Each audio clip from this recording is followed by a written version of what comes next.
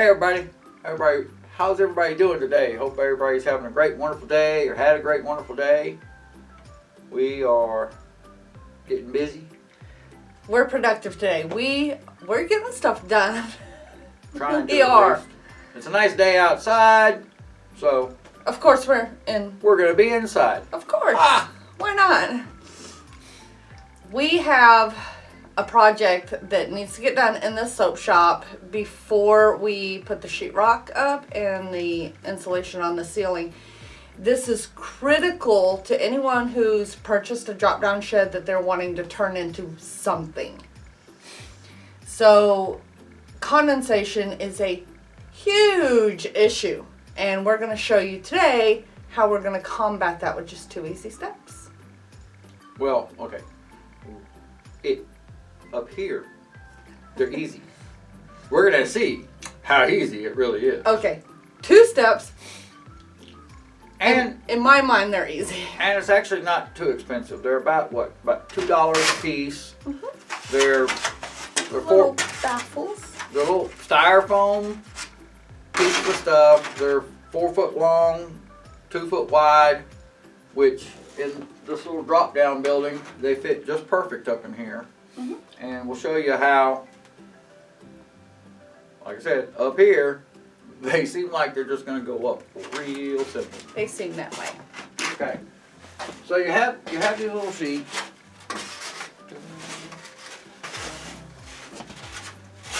We picked these up at Lowe's. Mm-hmm. I think. There's actually a seam down the middle that's kind of perforated if you needed to make it half the size, so it makes it easy to cut, I guess.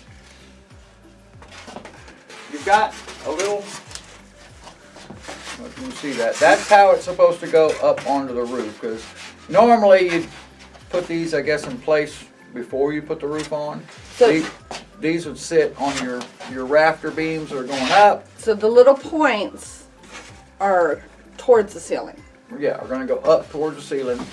And what it's designed for is the airflow can flow through here, up through the middle. Your insulation can still go up underneath here, and it doesn't squish it down, because it's a little flimsy stuff, but that's what these are for, to keep it from getting smushed. That piece, this piece here. So this is the air channel that'll carry the airflow from your outside soffit, basically, up through to the middle, to the vents that are on the ends of these drop-down sheds. And we'll show you how we're going to get the airflow in just a bit. In just a minute. So, little old styrofoam. I've got my staple gun.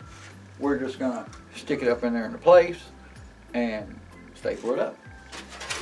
And like I said, they're 4 foot, so the length from where you need to go to where this little ceiling part's going to go, it'll overlap through there, so that when we put the insulation up through here and then it curves over the top, that area will all be open and the airflow can get through it to real easy. So with condensation, the issue is there's no airflow. You can actually over insulate and over close in a place. It has to have some airflow. Otherwise, it's like think of a Coke can. It's cold on the inside, hot on the outside. You get condensation. A lot of football stadiums that are with the retractable roof, if it's really cold outside, they turn the heat on, it will actually rain inside of a stadium. The same concept. So you want to have that airflow to prevent that condensation from building up inside your shop. If you don't have some type of airflow, you're going to have mold, you're going to have condensation issues in your building. This is going to counteract that. So, and you don't need much, they're lightweight.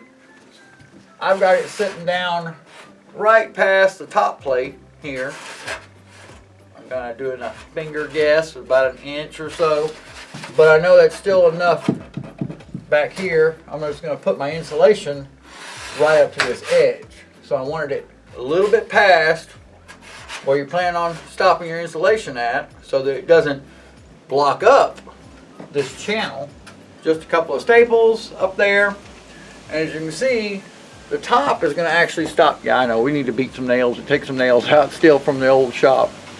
But the ceiling's going up here and then going to go across. So the insulation will be right up through here, and that still gives the air venting to come back through for your vents that they put in these little drop down sheds. Now you can, if you wanted to, you could cut this hole a little bigger, put your little bigger size vent in there if you wanted to, but you just got to remember that that vent's still got to be above where your ceiling level is. Won't do you no good, the vents Which on the is inside. going to be there. Yeah. How do you get the airflow to go in? Well, come on. You could probably do it in two ways. We're going to do it one way. And of course, like I said, this stuff, it's just a quick cheap fix. Like I said, it's, I think, 10 pieces in these little packs. I've got some little boards here that are kind of blocking on this. So you've got, what, 12 on each side. We got 2 10 packs to put 10 in each side to get plenty of flow. You could pull down that outside soffit and get you that pre-hole drilled Pretty soffits. Yeah, pretty soffit stuff, which who knows how much nowadays that stuff costs. Or we're just gonna go with the idea of making probably 2 2-inch holes on the outside In each section. in each section, and then taking some screen wire and running that all the way straight down and tacking that up there. Or I may make some like little pretty boxes to cover the screen up. I don't know.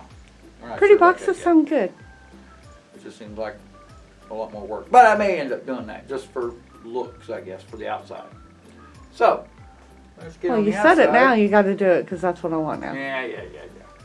So now we need to go on the outside and just drill us a couple holes. We're actually going to use the hole saw on the drill that went to the putting the doorknob in. Sounds good. So, go on the outside. I didn't bring my tape measure. Need to get you kind of a reading from, of course, on the inside to pull down so you'll know where to drill your holes. I'm going to try to get my holes kind of drilled exactly where these main Channels. air channels are at. So, we get Yeah. the tape measure. I'm going to draw off of there. Add that little extra that's going to go on there, deduct it from the outside, and then come off and mark me some little lines.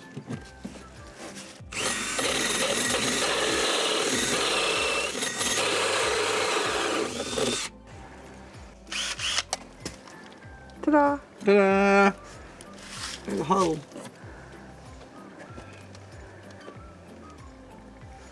And you're going to put 2 in every... Yeah, and I'll put another one about 11 inches over because on those air channels, the little divots, were about 11 inches apart. So, nice thing about these are, that's a nice little pry deal to pop them right on out. Alright, find our other hole, there we go.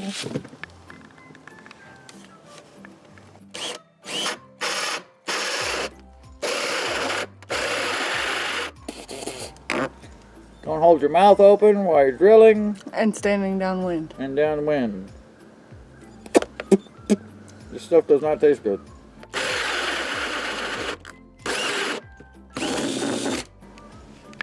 Voila! 2 holes. And like I said, y'all give y'all's opinions on that. You think I ought to just take me a piece of screen and run it all the way even, all the way down? Or if I should make some little 3-inch little boxes basically and just tack them up with screen on each one. Go to the edge of this one because I want to see if that's going to make where I want it to be.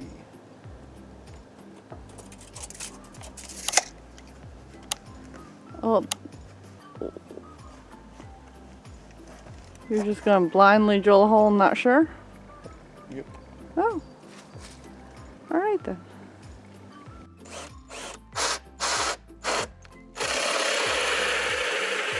Woo! Hi, how you doing? You're such a dork. Okay. Well, that looks like that'll work. I can go off the edge of my other hole.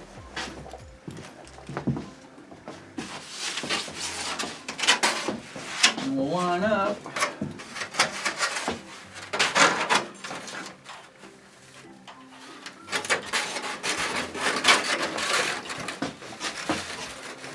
Yeah, lines up just right. And then go off the center off that hole.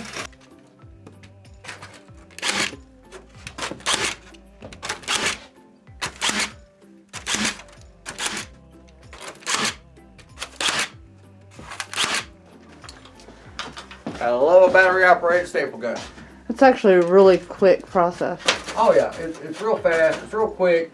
And like I said, you know, the insulation will just get put up to here and it's gonna come right across so it won't fluff up through there.